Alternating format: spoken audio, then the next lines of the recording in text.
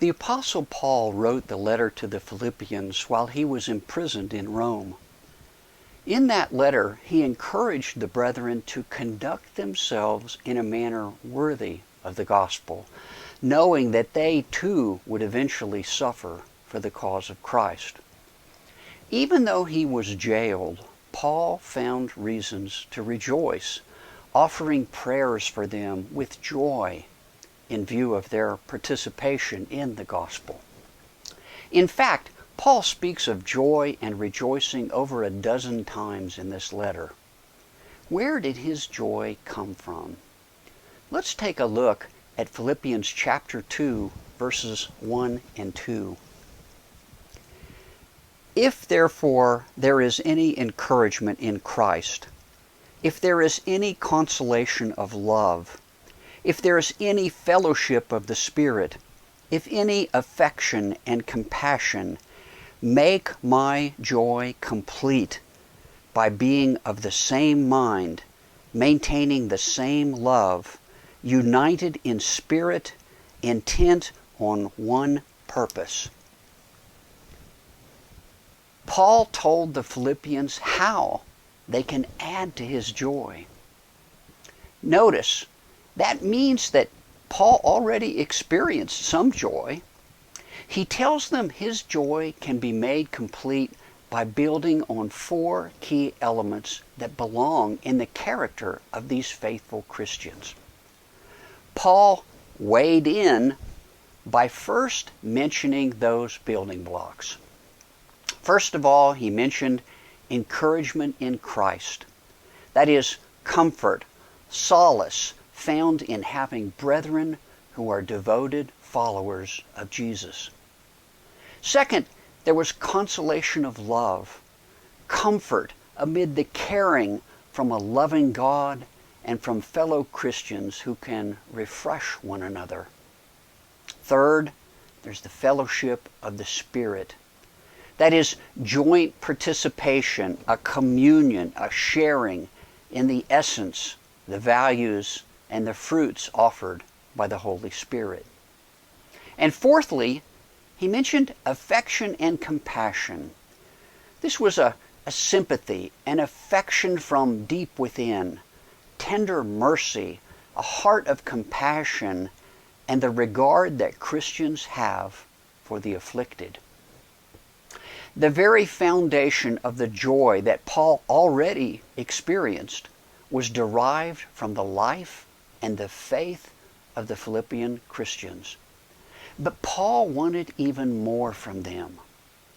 Paul wanted to fulfill that joy and make it complete. To do so, he called for the Philippians to add to that tally in the following way. 1. Be of the same mind. That is, a togetherness, exhibiting perfect unity in feelings, in zeal, in their thinking, being harmonious in their beliefs and devotion to the gospel. Secondly, by maintaining the same love. That is, possessing a common love for God and for each other. Thirdly, to be united in spirit, being of one accord, as if one soul, spiritually bonded together in heart and mind. And fourthly, intent on one purpose, of one mindset, thinking the same thing, devoted to a common course of action.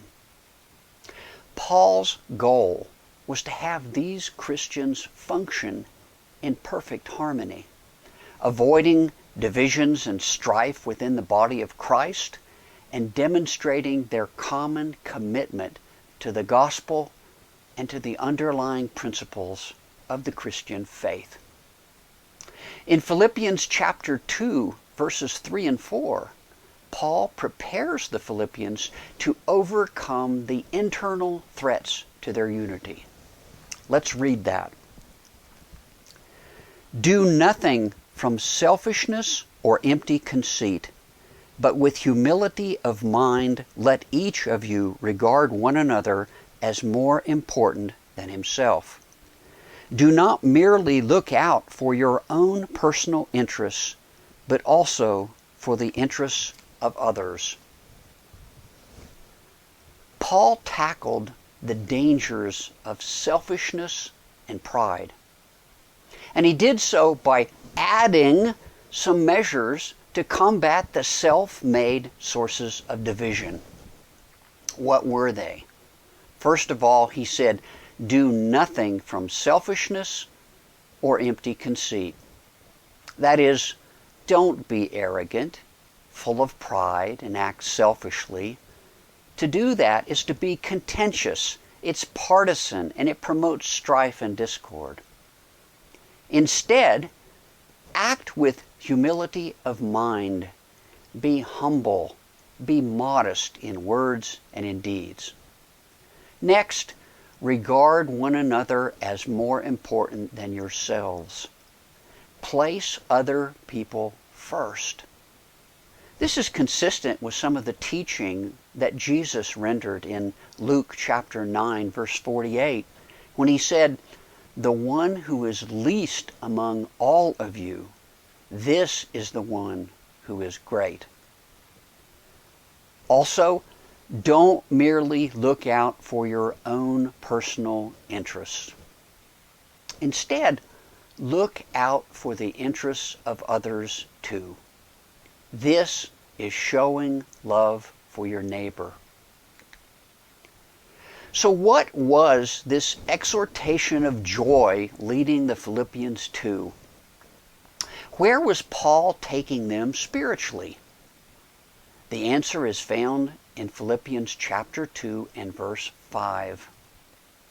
There Paul wrote this, "Have this attitude in yourselves, which was also in Christ Jesus." Paul was directing the Philippians to become more Christ-like.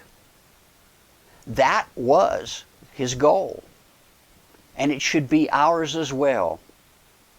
There is joy, satisfaction, and encouragement found in being a disciple of Jesus and acquiring a Christ-like attitude. It is a goal worth chasing and a pursuit that lasts a lifetime. May God help us all to get there. If you would like to learn more, please visit my website at www.thetruthtransforms.com. There you can access a variety of free Bible resources, including teaching articles, Bible study outlines, audio recordings, videos, slides, and presentations, all geared to make, foster, and grow disciples of Jesus. There are also links to my 2 study books. A Debt I Cannot Pay is a thorough study of God's plan to save humankind. From creation to the cross, it explores the truths about Christianity, answering many of the why questions so often asked. My second book, Continuing Christ's Mission, equips Christians to share the good news of Jesus in the 21st century and identifies ways everyone can help lead others to Jesus. Both books are available from the publisher Westbow Press or from Amazon and online booksellers.